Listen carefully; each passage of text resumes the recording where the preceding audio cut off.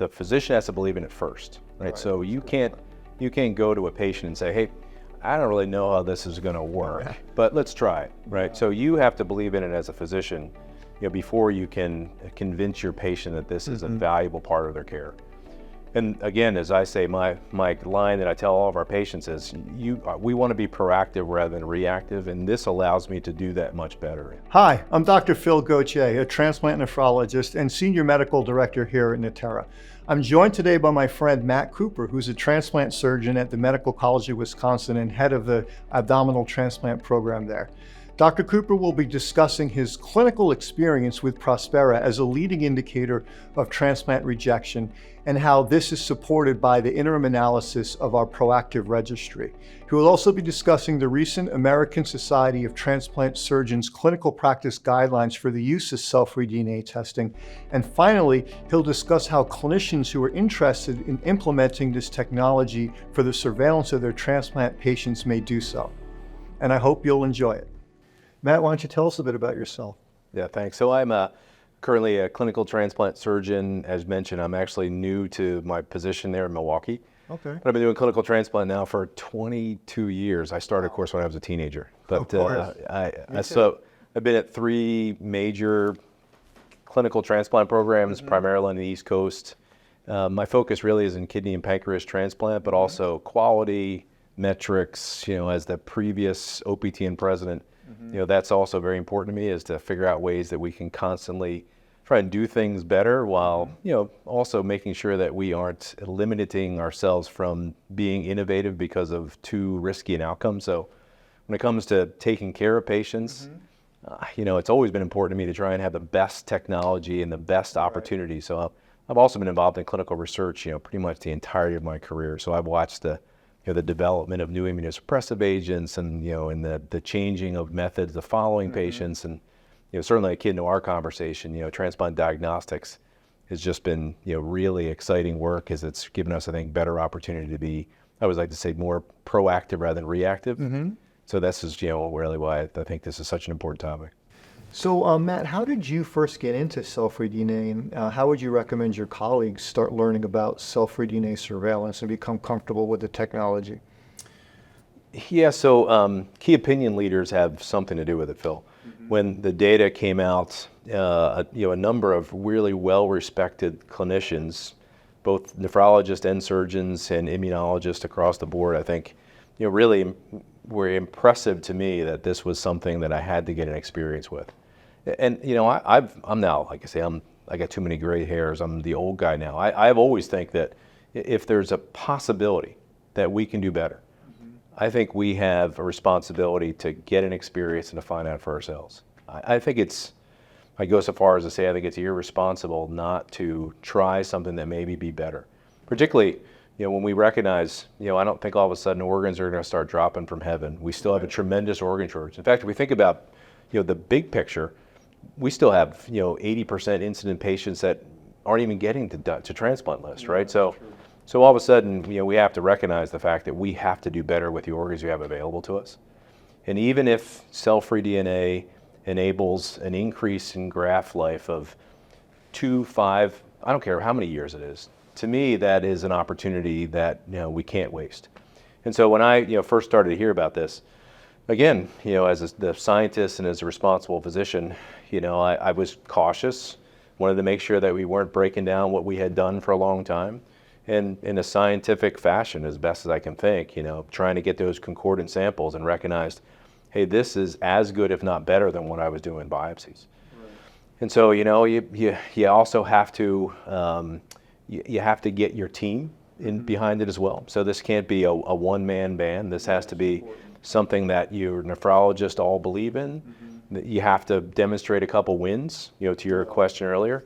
Without this test, we would not have ever gotten here. And I think, again, as the experience grows, and as the patients who perhaps have been through both eras and gotten lots of biopsies and now are free of that, it's something that is it's your program gets easily behind that because you realize you're doing the best thing for your patients. And I just think that when you look back on it now, And I say that to anybody who's sort of wondering, you got to start sometime, and you got to get an experience, and you'll be upset with yourself if you don't try it, and you don't at least find out, what's all the hype about. You don't want to be that group that is sort of pointing at some other team saying, "Oh, I don't need to change anything. What I'm doing is just fine." That's not 21st century medicine. That's not good transplant medicine for sure. So that's how we started, and I think again, while it took us a while to get there, I think now there's a substance or a body of data that somebody new who wants to get into it, has a lot they have less hurdles to climb. Right. They have less sort of questions that need to be answered, but you got to try it. You got to get your own experience. Right.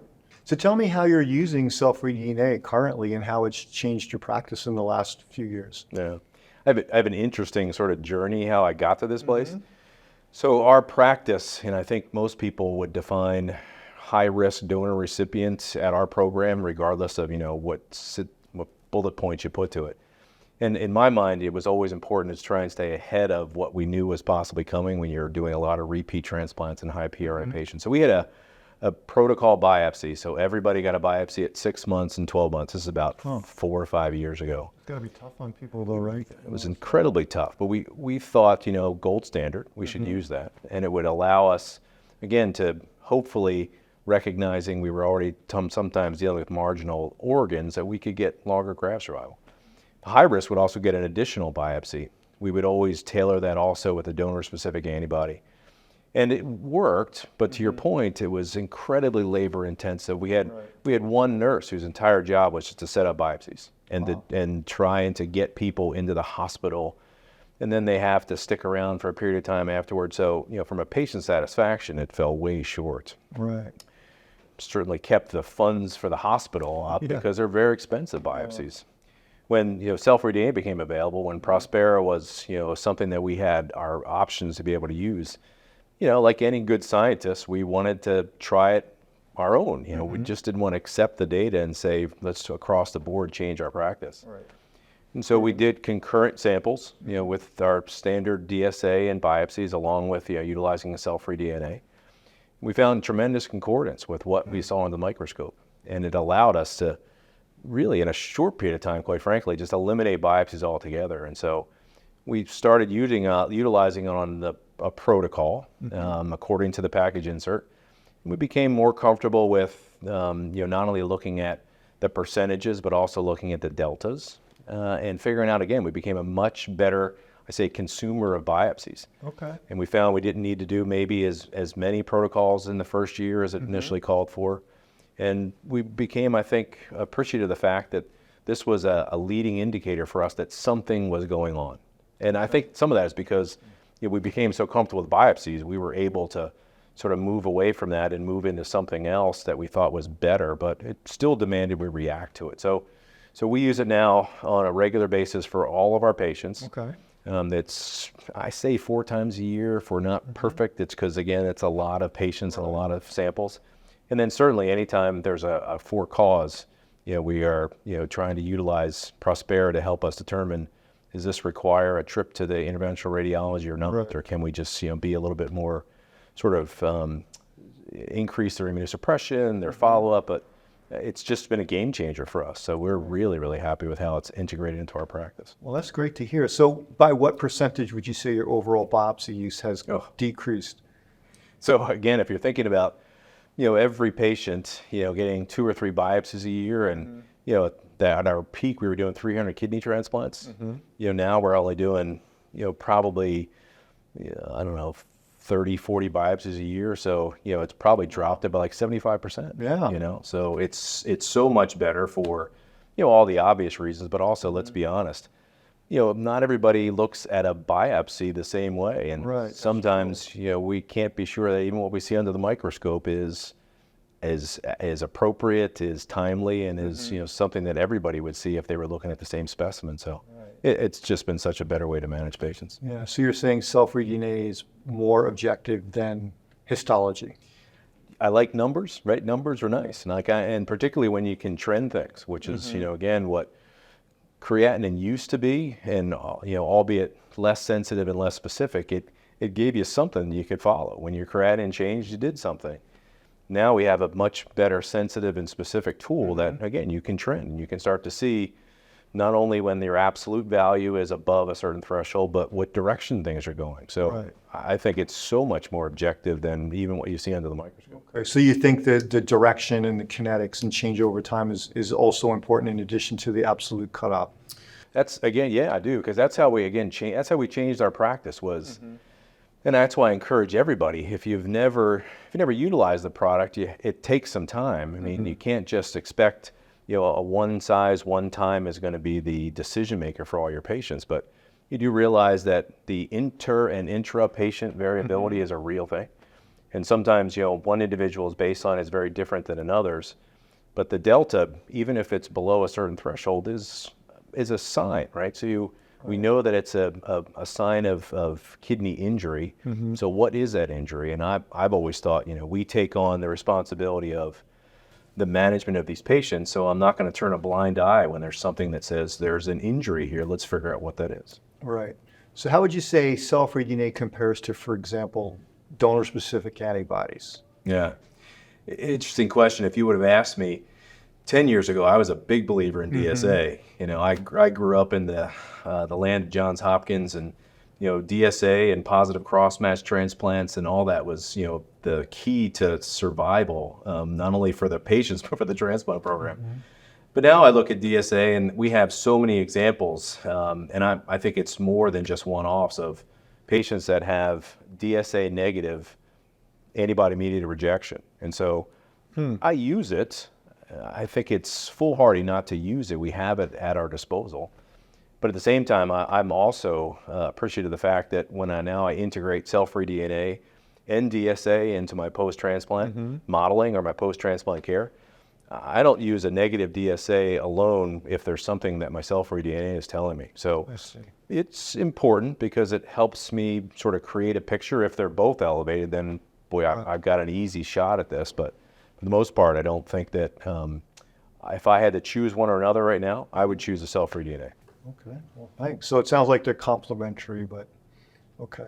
And how have patients accepted cell-free DNA? What do they think of it? Yes, it's a lot like I think any integrated piece of care. The physician has to believe in it first, right? So you can't go to a patient and say, hey, I don't really know how this is going to work, but let's try it, right? So you have to believe in it as a physician, before you can convince your patient that this is a valuable part of their care.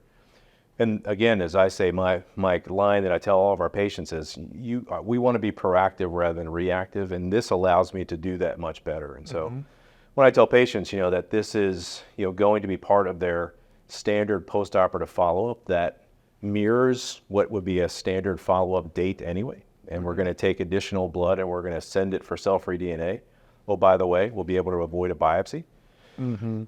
Again, patients, if you have that good rapport with them, they think that that's a win all around. So it's and what I also like is, when I get the reports now from Natera, I sit down with our patient and we show them results, right? So they can understand, why does this mean so much to this doctor? Well, let me show you why. We can trend it. We can start to talk about how those deltas may mean something. We can have conversations around compliance.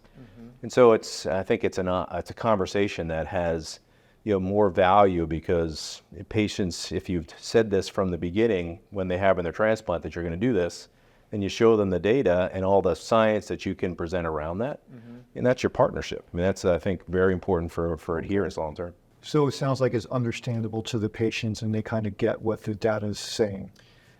You think about it. In fact, sometimes I chuckle thinking, like, why didn't we think about this a long time ago? Now, Natera had this figured out, with maternal fetal health, but right. So if you have DNA that is not the recipient's, there's something wrong, right? If you can detect something other than what is making up the recipient. Yeah, true. And so when you can explain it to yourself so simply, it's very easy to explain it to a patient. Look, this blood test is telling us that the kidney isn't happy, and we have to figure out why it's not happy. And so, again, I think patients easily understand its value. That makes sense. Now, earlier you mentioned compliance. So what is the relationship between Prospera and compliance?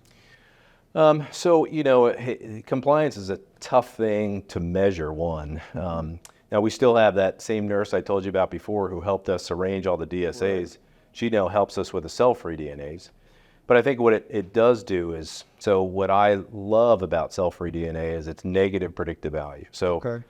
I'm a trust but verify kind of guy. Mm-hmm. So I like normal creatinines. I always like normal creatinines. Right. I like normal cell-free DNAs even more because of its negative predictive value. Okay. And that's how I tell patients, well beyond your first year, because, I know I'm fortunate, I'm blessed that I have a great post-transplant team that follows our patients very closely. Not everybody has that. But our rate of rejection was very low to begin with. But what I want to be able to focus on is, if I can't get you through a year, then shame on me. I want to talk about 5 years, 10 years, 15 and 20. And if we continue to have regular cell-free DNA measurements, it's a conversation we had before about trending, I think I have a better chance of protecting your graft through those time cycles if I have the negative cell-free DNA because of its characteristics and its NPV. And so that to me is, I think, the no-brainer. I think that's so much more valuable than a DSA is, which, maybe we'll get in year 5, 6, 10. We'll get blood draws twice a year if we're lucky. I like to get them every month, but patients feel well after transplant. They don't necessarily think they need their blood drawn. So if you're going to get me one test, give me something that's the most sensitive and specific. That's going to give me the best long-term outcome. Yeah, that makes sense. And do you have any cases you feel comfortable discussing where cell-free DNA helped you with a patient? Well, let's talk about the pandemic, right? Let's not forget the fact that God bless I remember that. Yeah, God bless you. You had to introduce this, product in the middle of, the worst thing that, certainly in my lifetime, I hope. And, the fact that patients and doctors, we were scared to death of trying to bring people into a hospital without appreciating exactly that, or appreciating, really were they going to be safe or not. But at the same time, we were able to, with the help of a visiting nurse, be able to get out and get blood samples and also to be able to get cell-free DNA. And so we had, patients who would get their standard labs drawn. And a patient that I specifically recall is a woman who had no risk factors. And these are always the part that keeps you and I awake. Yeah. Is somebody that goes in the operating room like, well, that's a low risk. And then a week or two later, they start having elevated creatinines and you still can't figure out why. Yep. Same exact scenario. So short time in the hospital, back home blood draws, creatinine starts to rise. We have trouble getting in touch with her. Cell-free DNA, however, is normal. So we just keep performing those cell-free DNAs. And we eventually get the patient to come back to clinic. We're still not sort of pulling any triggers per se because we don't think that based upon our cell-free DNA that we have a problem. And we find out that just like we tell people before transplant they're on dialysis, you got to watch your water intake. Right. To have people sort of change their way of thinking after the transplant. So this poor woman was like sort of just dehydrating herself. Creatinine's elevated. It's not that there's a problem with the kidney. And despite the fact that, my stress level goes to the roof, I got to change my nitro patch every day.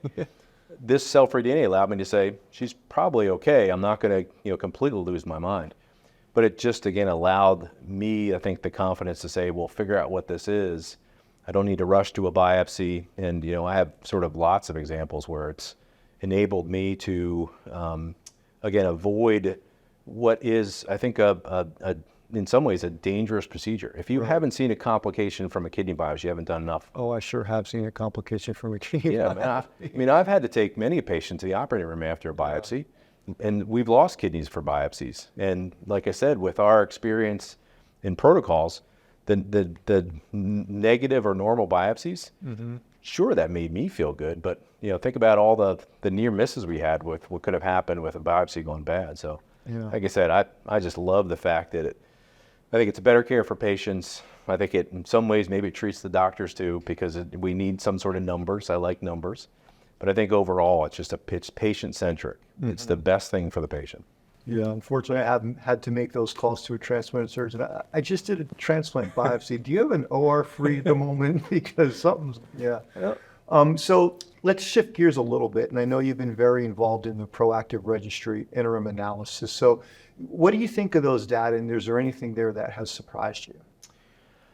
Surprised me. Yes. Well, first off, I like the fact the data that shows stability. So like I say, one of the long-term values I think of this technology is in its negative predictive value. And if we can demonstrate, in that first cohort, that patients who have no episode of rejection, that their cell-free DNA, at least for percentage-wise, looks like it stays stable. That makes me feel good. I think the piece that is incredibly interesting to me is how predictive in time the advance warning that it gives us that something is coming.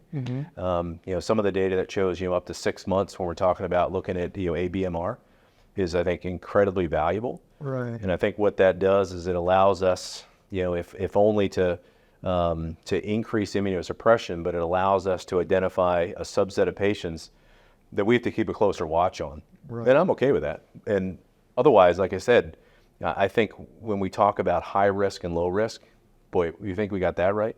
I think most people would say if you could predict that, you'd find a better job playing the ponies. Right.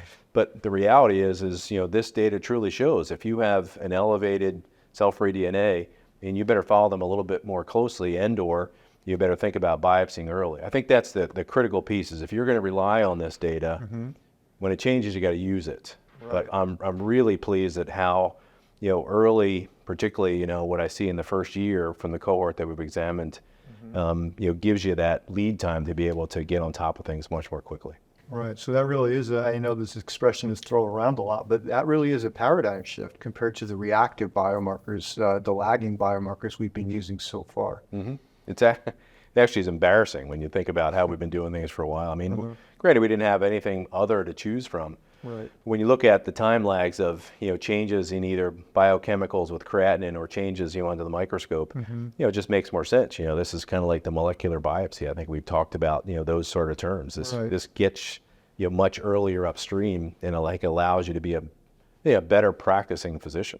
If you have that ability to intercede before there's a problem, because we know a lot of people. Even though the majority of rejection is reversible, there's still some long-standing injury. We know that folks that have rejection have an increased risk of rejection after that. So if you can get way in front of that cart, I mean, it just makes sense that would be something that you should aspire to in your clinical practice. Yeah, it makes you wonder if treating molecular ABMR would give you better outcomes than treating histologic ABMR, because those outcomes aren't always very good. Yeah, I mean, we've seen certainly a lot of that from Phil Halloran's group, bringing in all of the technology, including molecular microscope, that there is, I think, a better way for us to use technology and to be more, customized medicine is kind of, the buzzwords now. Precision. Yeah, and I think this is, a step towards that for sure. Okay. But again, I think that there is, a lot of things that we could choose, and we still have to be cost conscious about it, and we certainly know about the new payment that came out, or the recommendations from CMS, or at least the MolDX, or how we're going to be reimbursed for this. I'm convinced. I think CMS got it wrong. I think if we were going to choose something, we should choose cell-free DNA. Right. I think DSAs and biopsies, are the way in which we can provide the best care for our patients. Okay. Very interesting. So where do you think, just imagine, where are we going to be 3 to 5 years from now with cell-free DNA? What do you think you're going to be doing with it? Yeah. Well, again, I think, in the current data demonstrates to me the cost benefit is way on the side of benefit, because I also know the cost of rejection, hospital stays, return to dialysis, and graft loss. Yeah. And I think, if we are, truly saying that we're interested in long-term outcomes, then this technology has to become part of protocolized post-transplant, medicine. And I specifically am talking kidney, but we also know in the thoracic world, heck, doing, heart biopsies, myocardial biopsies, and lung biopsies, boy, that can't be the way we have to take care of patients in the 21st century. But again, I think that should be part of, every post-transplant monitoring program. And I think, again, regardless of how far patients are out, we should continue to utilize it for its ability to tell us that when we think things are okay, there's at least some molecular marker that says we're probably fine. So I would be very surprised that there'll be programs and patients that will be on the outside looking in when we can, I think, as this data, I think, get some legs to it and get some age to it, when we start to see better long-term outcomes for patients that were monitored, and again, proactive rather than reactive versus the standard of care, I think we're going to be able to see that those long-term outcomes actually pay dividends. Right. Yeah, maybe it'll be funny one day. Med students will be like, "Can you believe they used to have to get tissue to make a diagnosis? Like, whoa, that was so barbaric, you know?" Kids are going to laugh at us for anything. Yeah, So this is just exactly. one of the many. Yeah, probably true. So let's shift gears again a little bit. So the ASTS recently released a statement that suggested using cell-free DNA for surveillance and recommended using it for cause. And I know you were involved in crafting that statement. So can you describe a little more the thought process that went into that and how that played out? Yeah, it's interesting, the development. So a number of insurance companies came to the ASTS as a representative group of experts, clinicians certainly, that wanted to just help determine whether it should be reimbursed or whether it's quote research. And at that time, the data was coming really fast and furious. And a lot of, I think, really meaningful conclusions, to the point that we've talked about, in its ability to be predictive and its ability to be on the leading edge of either a problem or preventing a problem altogether. And so, we, the ASTS, and I can tell you, the ASTS doesn't make statements with their name sort of branded to it unless they're, comfortable that the data with which they're making those decisions is good and reliable and something with which, they can, feel confident. The review of the data demonstrated just that there was an ability in utilizing it to be better clinicians, to provide better care, again, both in a protocolized fashion to prevent problems, and when there's a problem, to utilize it to become, I think, better purveyors of biopsy, yes or no. And so I'm particularly proud that the AST put themselves out there to be able to ensure that physicians, non-insurance companies, have the tools to make decisions for patients. I mean, I hope that never changes. We know that it might, but right now let's continue to be excited about the fact that we have this available to us, and it again gives the physician the tools to provide the best care. Right, because no one knows better how to care for patients than those who care for patients.